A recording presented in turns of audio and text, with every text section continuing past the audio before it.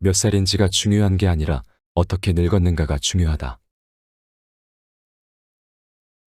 20세기 문학자이자 실존주의 철학자인 시몬 드 보부아르는 거울을 보다가 자신을 바라보는 낯선 여자를 발견했다. 미래로 질주하는 급진적인 삶을 살았던 보부아르가 어느 날 문득 노년과 정면으로 부딪힌 것이다. 누구나 살면서 한 번은 노화와 마주한다. 누군가에게는 평화롭지만 다른 누군가에게는 사고와도 같은 순간이다. 보부아르는 죽음 이후에 어떠한 것도 없다고 확신했기에 죽음을 두려워하지는 않았지만 이와 별개로 노화의 과정은 두려워했다. 보부아르는 자신의 노년을 거부하고 싸우며 평화롭게 마주하지 못했다. 그러나 결국에는 그도 자신이 노인이 되었다는 사실을 인정하고 받아들였다. 보부아르는 노인의 지위가 자신이 주체적으로 만드는 것이 아니라 타인에 의해 주어진다는 사실에 주목했다. 노인의 운명 역시 한 사회의 필요와 이해관계에 따라 결정되어 왔다고 주장한다. 또한 자신의 저서 노년에서 늙음이 타인이 내리는 문화-사회적 판결이며 노인은 하나의 인간 존재 그 자체로서 가치를 인정받아야 한다고 지적했다. 지금이 바로 노인이 겪고 있는 개인적 사회적 문제를 해결해야 할 때라는 말과 함께 말이다. 보부아르는 나이가 들수록 스스로에게 솔직하고 개성을 잃지 않는 것이 중요하며 자신의 경험, 선택, 정체성을 있는 그대로 포용해야 한다고 말한다. 사회적 기대나 외부의 압력에 따라 사는 것이 아니라 자신의 원래 모습, 즉 참자아로 살아야 한다는 의미다. 흔히 노인을 허약하고 의존성이 강하며 가정이나 사회에 의미 있는 기여를 할 수 없는 무능력한 존재로 보는 경향이 있다. 보부아르는 여기에 굴복해 사회가 고정한 노년의 이미지를 연기하지 말고 자신의 능력, 관심, 욕구를 주장하라고 조언한다. 또한 자신만의 고유한 특성을 지속적으로 탐구하고 표현하라고 조언한다. 이는 나이와 전혀 상관이 없을 뿐더러 기존의 관심사와 새로운 관심사를 탐색하는 것은 여생을 잘 보내는 데 큰 도움이 되기 때문이다. 그럼 어떻게 해야 이러한 삶을 살 수 있을까? 가장 중요한 것은 자신을 잘 알고 스스로 진실해야 한다는 점이다. 인생의 여정에서 겪은 성공, 실패, 기쁨, 후회 등을 인정하고 깊이 성찰하면 자신의 진실한 모습을 만날 수 있다. 일기를 쓰거나 회고록, 자서전 등을 쓰고 다른 이들과 인생 이야기를 나누는 것 또한 큰 도움이 된다. 이러한 활동을 통해 자아를 명확하게 이해하고 자신이 진정으로 원하는 것을 선택할 수 있다. 보부아르는 동시대를 살았던 문학가이자 철학자 알베르 카미와 마찬가지로 삶의 부조리에 집중했다.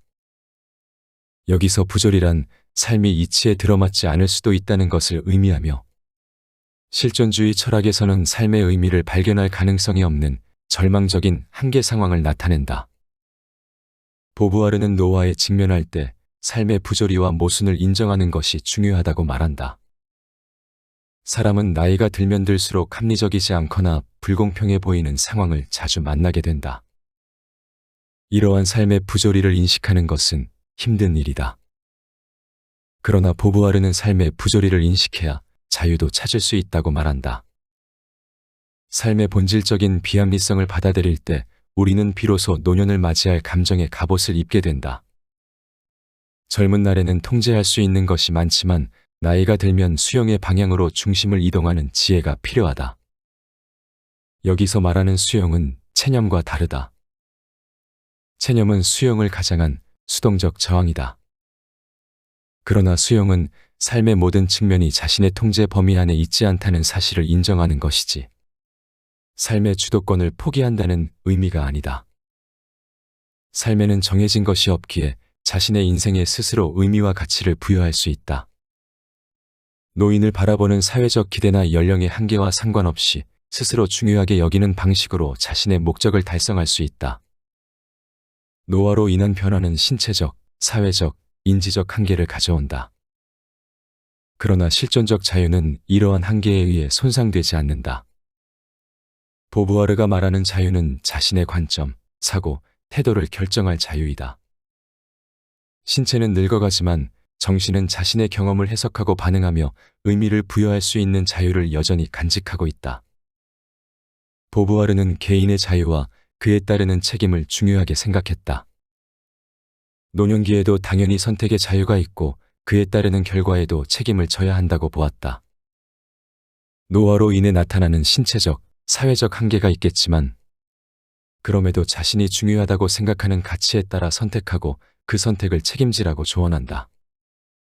이는 무엇이 아니라 어떻게 집중해야 한다는 의미이다. 노화로 인한 신체적, 정신적 변화를 자연스럽고 당연한 것으로 받아들이면 평화롭고 만족스러운 삶을 살 수 있다. 지금부터는 당신의 손을 떠난 시간에 스트레스 받지 말고 변화를 기꺼이 받아들이며 당신이 서 있는 오늘이라는 정원을 가꾸는 데 집중해 보면 어떨까? 지나간 과거를 받아들인 당신의 정원은 고통, 후회, 절망과 같은 부정적인 감정 대신 희망, 즐거움, 좋은 관계와 같은 긍정적인 것들로 가득 찰 것이다. 아름다운 노을이 드리워진 채로 말이다.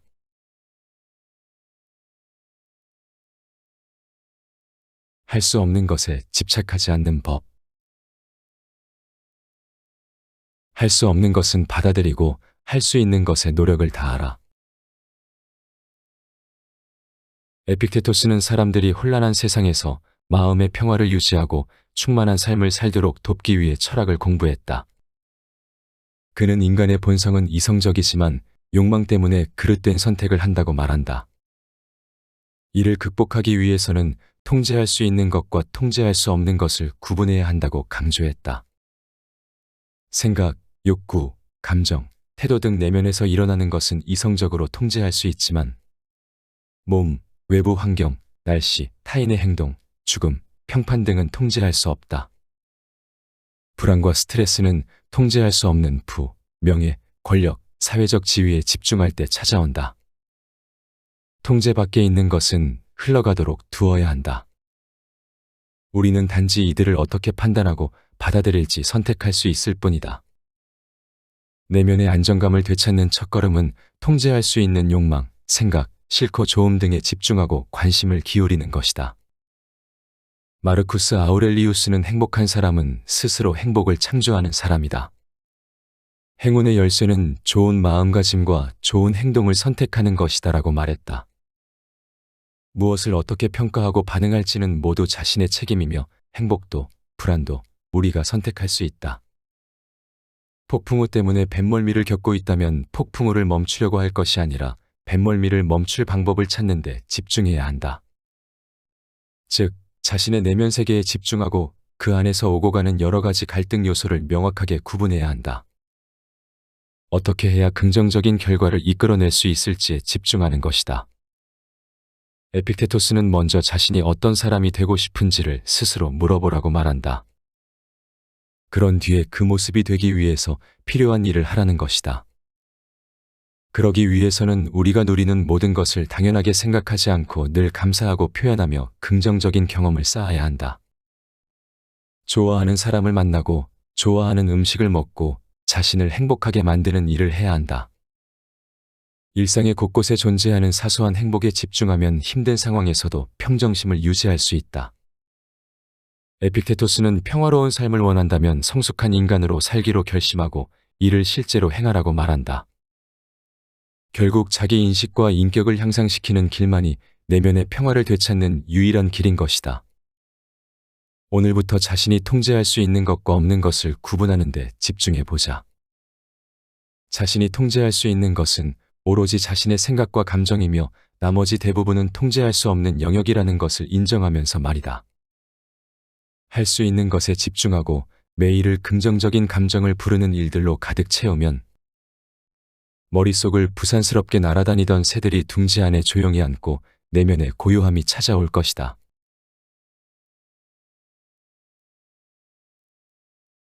죽음을 잘 준비해야 하는 이유. 인간이 품고 있는 죽음의 공포는 모두 자연에 대한 인식의 결여에서 유래한다. 죽음이란 무엇일까? 왜 우리는 죽음을 무서워할까? 죽음은 누구나 이해하기 어려운 개념이다. 죽기 전에는 그 누구도 죽음 너머를 경험할 수 없기 때문이다. 죽음이란 생명을 가진 존재의 끝을 의미한다. 마치 삶과 대립하는 무언가처럼 느껴지기도 한다. 그러나 삶과 죽음은 서로 분리할 수 없고 의지와 관계없이 언젠가는 삶 어딘가에서 마침표를 찍어야만 한다. 고대 로마의 정치가이자 철학자 루시우스 세네카는 선한 사람이 부당하게 중상모략을 당해 상처를 입는 것처럼 우리의 죽음도 상처받고 있다고 말한다. 경험해 보지도 않은 죽음을 미리 두려워하고 공포에 떠는 것은 죽음에 대한 중상모략과 같다는 의미다. 어떻게 해야 죽음을 제대로 바라볼 수 있을까? 잠시 세네카의 삶을 소개해 보겠다.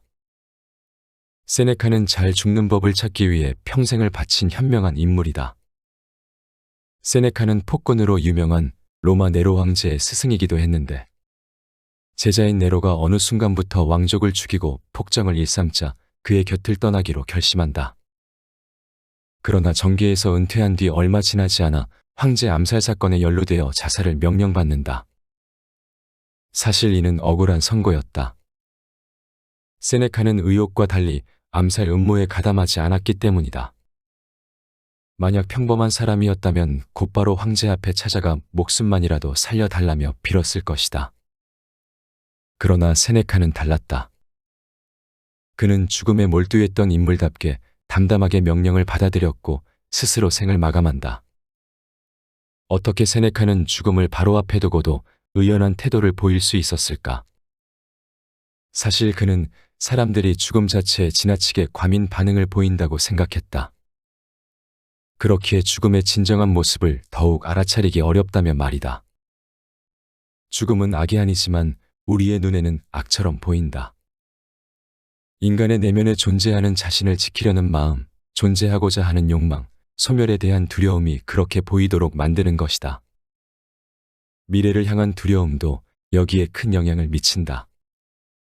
사람들은 죽음이 우리의 삶을 흔들고 망친다고 생각하지만 실제로는 죽음에 대한 인간의 공포가 그렇게 만드는 것이다. 이러한 두려움에서 해방되면 시시때때로 밀려오는 여러 불안에서 완전히 자유로워진다. 인간이 가장 두려워하는 것이 바로 죽음이기에 이를 극복한 사람은 더 이상 어떤 것으로도 속박할 수 없다. 세네카가 죽음의 공포를 극복한 사람은 결코 두려움의 노예가 되지 않으며 그 어떤 권력에도 휘둘리지 않는다라고 말한 이유다. 이렇듯 우리는 삶을 준비하기에 앞서 죽음을 잘 준비해야만 한다. 죽음을 제대로 마주해야 하는 이유는 단순하다. 죽음을 알아야 삶을 사랑할 수 있기 때문이다. 죽음에 대한 성찰은 곧 삶에 대한 통찰이다. 인생의 중요한 전환점에서 어느 방향으로 가야 할지 고민 중이라고 가정해보자. 만약 더 이상 내일이 존재하지 않는다면 또는 몇 년 뒤 사랑하는 사람이 이 세상에 없다면 어떤 선택을 내리겠는가? 삶을 영원한 재화로 여길 때와 죽음이 찾아온 상황을 가정했을 때의 선택은 서로 다를 수밖에 없다. 프랑스 철학자 미셸 드 몽테뉴는 영원히 사는 삶이 얼마나 참기 힘들고 고통스러울지 생각해 보라고 말한다. 또한 죽음에서 쓴맛이 나는 이유는 인간이 너무 성급하게 죽음을 끌어안는 것을 막기 위함이라고 이야기한다. 즐거움과 고통이 공존해야만 삶과 죽음 그 어디에서도 달아나지 않을 테니까. 세네카는 죽음이 일종의 과정이라고 생각했다. 모든 사람은 매일 죽음과 함께 인생길을 걷고 있기 때문이다. 죽음의 많은 부분이 이미 진행되었고 지금 이 순간에도 우리는 죽어가고 있다. 태어난 뒤로 유아기를 잃었고 더 자라서는 청소년기를 잃었고 곧 청춘도 잃어버릴 것이다. 그러나 사람들은 죽음이 저 멀리에 있다고 생각하고 자신과는 관련이 없는 문제로 여기고 싶어 한다. 이러한 마음가짐은 내가 얼마나 오래 살 수 있는지에 집착하게 만든다. 세네카는 그보다 삶의 질이 훨씬 더 중요하다고 이야기한다. 수명은 사람이 정할 수 없지만 고귀한 삶은 누구나 선택으로 쟁취할 수 있기 때문이다. 얼마나 오래 사느냐가 아니라 얼마나 잘 사느냐가 중요한 것이다. 흰머리와 주름은 그저 이 세상에 오래 존재했다는 사실을 보여줄 뿐이며 진정으로 오래 살았다는 증거는 될 수 없다. 얼마를 살았든 하찮게 살았다면 그저 찰나의 순간을 살았을 뿐이다. 세네카는 죽음을 향한 공포에서 벗어나면 죽음은 우리를 돕는 지혜로운 스승이 될 수 있다고 말한다. 죽음이 늘 자신과 동행하고 있다는 사실을 떠올리면 살아있는 동안 조금이라도 더 나은 선택을 하고 싶어진다. 또한 조금 힘들고 돌아가더라도 의미 있고 옳다고 생각하는 길을 선택할 용기가 생긴다. 유한한 삶이기에 생이 더 소중하게 느껴지는 것이다. 오늘 밤 무슨 일이 일어날지, 지금 이 시간이 계속 이어질지 그 누구도 알 수 없다. 죽음은 바로 우리 등 뒤에 있다. 더 이상 시간을 지체하지 말자. 살아있는 동안 주변의 사람을 더 힘껏 사랑하고 지금 이 순간을 더 진실하고 충만하게 살자. 이처럼 죽음을 생각할수록 삶을 더 사랑하게 되니 죽음에게 고마운 마음이 든다.